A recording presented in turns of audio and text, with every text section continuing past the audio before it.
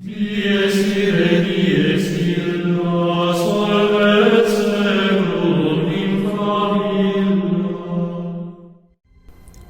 Bago natin simulan ang kwentong ito, nais ko lamang pasalamatan si Jude Estrecho sa pag-send sa akin ng gagamitin ko na clip para sa aking video. Salamat. Simulan na natin. Ang kwentong ito ay hango sa totoong buhay. Karanasan ito ng tiyahin ni Ate Rose, dalawa nilang boarders, at karanasan din mismo ni Ate Rose. Taong 1991, Kabankalan, Negros Occidental. Marahil nagtataka kayo kung bakit 1950 yung nasa title natin, pero 1991 nangyari. Yung bahay kasi na tinitirhan nila Ate Rose noon, itinayo ng 1950. Napakalaking bahay daw nito. Tapos murang-mura lang nabili ng isa sa mga tiyahin niya. Yung tiyahin niya na yon, sa Amerika nakatira. Kaya ang naiwan doon para magbantay ng bahay ay yung pamilya ni Ate Rose at iilang mga tiyahin niya. Sabihin niyo na kung OA sa laki yung bahay. Pero meron daw itong 11 kwarto, 4 na CR, tapos may magkabilang poso sa harap at likod ng bahay. Sa sobrang laki nito, naisipan ng tiyahin niya na nasa Amerika na gawin na din itong negosyo. Kaya ang nangyari, yung mga kwartong hindi nila okupado, pinaparentahan nila. Pero bed space lang, para marami daw makaupa. Itong taong 1991, meron lang daw nakaupang 2 babae doon sa bahay. Hindi pa kasi kilala yung bahay nila bilang paupahan. Tapos tinatansya pa nila kung magkano makukonsumo sa kuryente kapag nagdagdag pa sila ng mga tao doon. Noong una, normal naman ang buhay nila doon. Halos 1 taon na din ang lumipas nung tumira sila Ate Rose nun. Pero bigla-bigla na lang daw merong nangyaring kababalaghan na hindi nila maipaliwanag kung bakit. Kasi halos normal na normal yung routine nila noon araw-araw. Wala naman daw nagbago. Kaya wala silang nagambala o nasakta na kung anuman. Pero isang hapon daw, habang naglalaba yung tiyahin niya sa poso na nasa likod ng bahay nila, napapansin daw nito na parang mayroong puting sinampay yung hinahangin-hangin. Akala niya, kumot lang daw yun na maliit. Diretso pa din daw siya sa paglalaba. Hanggang sa napapansin niya, yung hinahangin-hangin na akala niya'y sinampay, malapit na sa kanya. Tinitigan niya daw itong maigi. Tapos talagang purong tela lang daw ang nakita niya. Inisip daw niya sa sarili niya, baka isa yun sa mga hanging sinampay. Hanggang sa hinanap niya yung tsinelas niya sa lapag para lapitan yun. Nung pag-angat daw ng ulo niya, nawala daw yun sa harapan niya. Hinanap-hanap niya daw sa paligid, pero wala talaga. Kaya naisip niyang bumalik na lang ulit sa paglalaba. Nung bobomba na siya ng tubig sa poso para palitan yung tubig na nasa planggana niya, kitang-kita daw ng 2 mata niya na yung akala niya ay ordinaryong tela lang na palutang-lutang ay isa pa lang pugot na ulo na pare. Puting-puti daw ang kasuotan nito. At meron itong nakasabit na rosaryo na ang tansya niya ay aabot hanggang pusod. Nakataas daw ang 2 kamay nito habang nakatutok sa kanya. Kitang-kita niya yung itsura ng paa nito na animoy parang karne daw na nababad ng napakatagal sa ref. Putlang-putla daw at halos magputukan yung mga naglalabasang ugat sa paa nito. Akala niya hihimatayin siya nung nakita niya yon. Pero hindi. Pinagtatampal niya yung mukha niya ng napakalakas. Halos mahilo-hilo daw siya dahil sa ginawa niya. Pero pagmulat niya ng mga mata niya, nawala na yung paring pugot na ulo. Tumakbo siya sa loob para ikwento yon sa mga kamag-anak niya. Maging sila daw ay nakikita din yon paminsan-minsan. Pero hindi naman daw nang aano. Lumipas ang 4 na araw. Namatay na yung isyo na yon sa bahay nila. Hanggang isang gabi, nung maliligo na yung isang nagbubor doon sa bahay nila, nagpasya siyang mag-init muna ng tubig. Kasi malamig na daw ng mga oras na yon. Habang nagiinit daw siya ng tubig, pakanta-kanta daw siya sa may kusina. Maya-maya pa, umingay na yung takure. Ibig sabihin mainit na yung tubig. Pero laking pagtataka niya, nung paghawak niya sa handle ng takure, sobrang lamig daw at parang isang buong yelo yung hinawakan niya. Pero paghawak niya mismo doon sa takure, halos matapyas yung balat niya dahil sa sobrang init nito.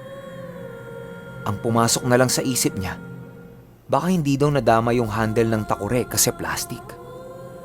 Kaya hinawakan niya ulit yon. Pero sa pagkakataong ito, napakainit na daw nung handle. Kaya ang ginawa niya, kumuha siya ng pot holder sa cabinet ng kusina para ipanghawak doon. Pero paglingon niya kung nasaan yung takuri niya, meron daw nakahawak ditong isang matandang babae. Nalulusaw na yung muka at pilit na inaabot yung kamay niya na para bang humihingi daw ito ng tulong. Nagtititili yung border doon sa sobrang takot na nararamdaman niya. Halos lahat daw ng tao doon ay nagising. Ayon kay Ate Rose, pagtingin niya daw dito sa border na ito, putlang-putla daw ang mga labi. At parang anytime, pwedeng-pwede nang himatayin. Pinakalma nila ito at pinatulog na lang muna sa kwarto nila. Kinaumagahan, nagpasya yung border nila na umalis na lang. Hindi na niya tinapos yung natitira niya pa sanang 2 buwan na upa. Binigay niya na lang yon sa ka-boardmate niya. Nung hapon daw ng pag-alis ng isang border nun, kwento ni Ate Rose, habang nilalaro-laro niya daw yung anak niya, meron daw siyang naaaninag na tumatakbo-takbo sa poso na nasa harapan nila. Doon niya nilalaro yung anak niya kasi maraming tanim na bulaklak yung tiyahin niya. Natutuwa kasi yung anak niya sa mga kulay nun. Sinisipat-sipat ni Ate Rose kung ano yung nakikita niyang tumatakbo-takbo. Nung una, akala niya daw aso. Hanggang sa nung inangat niya na yung anak niya, tapos hinalik-halikan niya ang pusod nito. Pagbaba niya sa anak niya, kitang-kita niya na merong gumagapang sa paa niya na isang hubot-hubad na nilalang. Napakadulas ng balat, nakakalbo na.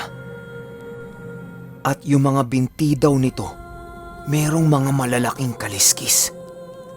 Kitang-kita niya daw yun na tumakbo papasok sa loob ng bahay nila. Niyakap kaagad ni Ate Rose yung anak niya. Tapos tumakbo siya sa loob para habulin yung nakita niya. Pero pagpasok niya sa loob ng bahay, wala siyang nakita ni isang bakas nung nilalang. Duda niya sa sarili niya.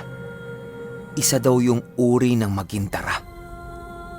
Para sa mga hindi nakakaalam, ang magindara o magindara ay kalahating katawang tao at kalahating katawang isda.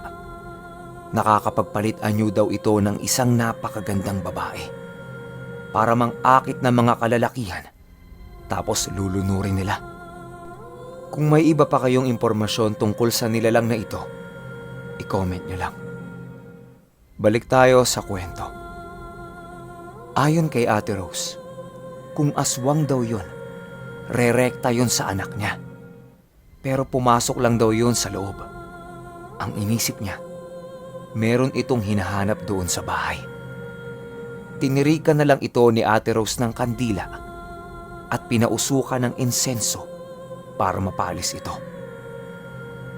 Nung kinagabihan nun, nagpasyang maligo yung nag-iisa nilang boarder sa bahay ng 10 oras ng gabi.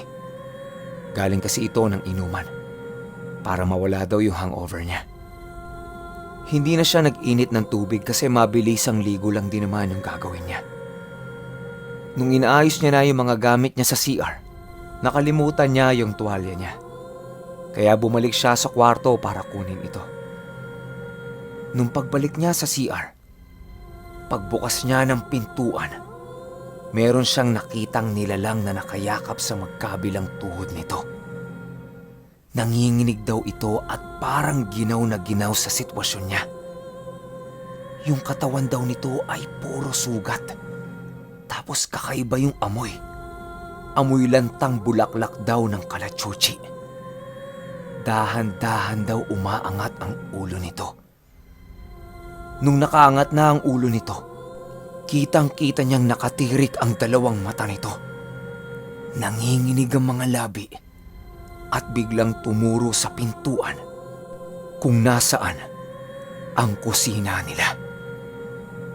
Paglingon niya sa tinuturo nun, kitang-kita niya na may nakaluhod na matandang lalaki sa lapag na may suot na napakahabang rosaryo. At sa itaas nito, merong babaeng mukhang baliw na may hawak na kutsilyo. Bigla-bigla na lang daw pinagsasasaksak ng babae yung lalaki sa leeg nito. Paulit-ulit daw. Nakita niyang nakanganga yung lalaki na parang sumisigaw. Pero ni konting ingay, wala siyang naririnig. Tanging patak lang ng tubig sa CR ang naririnig niya noong mga oras na yon. Pagbalik niya ng tingin doon sa nilalang na nagturo sa kanya, wala na ito. Nasa gilid na pala ng mukha niya. Sabay bumulong ito ng takbo! Pagkarinig niya nun, hinimatay siya. Yung mga sumunod na nangyari ay hindi na niya alam. Nung palang kasalukuyang nangyayari sa kanya yon, pinapausukan na siya ni Ate Rose ng iba't ibang klase ng halaman. Ang nakasaksi pala ng lahat ng pangyayaring yon, espiritual na pagkatao lang niya. Pero yung katawang lupa niya, kung ano-ano ng elemento ang sumasanib. Buti na lang at may konting kaalaman si Ate Rose noong mga panahong ito, kaya medyo naagapan niya. Nung bumalik na siya sa wisyo niya, wala siyang kaalam-alam na sinasaniban pala siya. Lahat ng nangyari sa panaginip niya ay ikinuwento niya sa lahat ng tao doon sa bahay. Matapos ang insidenteng yon, umalis na din doon yung boarder. Ilang taon lang din ang lumipas, ibinenta na ng tiyahin niya yung bahay na itinayo noong 1950. Ito, opinion ko lang ha. Yung pinakita sa panaginip niya na yon, insidente yon doon sa bahay na yon matagal na panahon na. Tapos sa sobrang tanda na din ng bahay, kung ano-ano nang nilalang ang tumira doon. Siguro, hindi kasi nila napapabless. Tapos merong portal doon sa bahay na yon. Kaya maraming iba't ibang nilalang ang mga pumapasok. Doon sila tumatawid. Opinion ko lang yan. Open ang comment section ko para sa mga opinion ninyo. Pero, kung kayo, titira ba kayo sa ganong kalaking bahay? Yung pakiramdam nyo kapag naliligo kayo, pag nagsabon kayo ng muka at pumikit kayo, pagmulat nyo, meron ng nilalang na nasa harapan ninyo. Nakatakot. Maski ako siguro, hindi ako titira sa ganon. Mahirap na. Tsaka, hindi kasi natin alam yung history ng bahay, di ba? Minsan pa naman, kung sino yung mga taong depressed at stress, sila yung madadaling pasukin ng mga demonyo. Kaya dapat palaging masaya sa loob ng bahay. wag na wag niyong iparamdam sa mga demonyo na yan na malungkot kayo at kailangan niyo sila. So, paano? Alam niyo ba?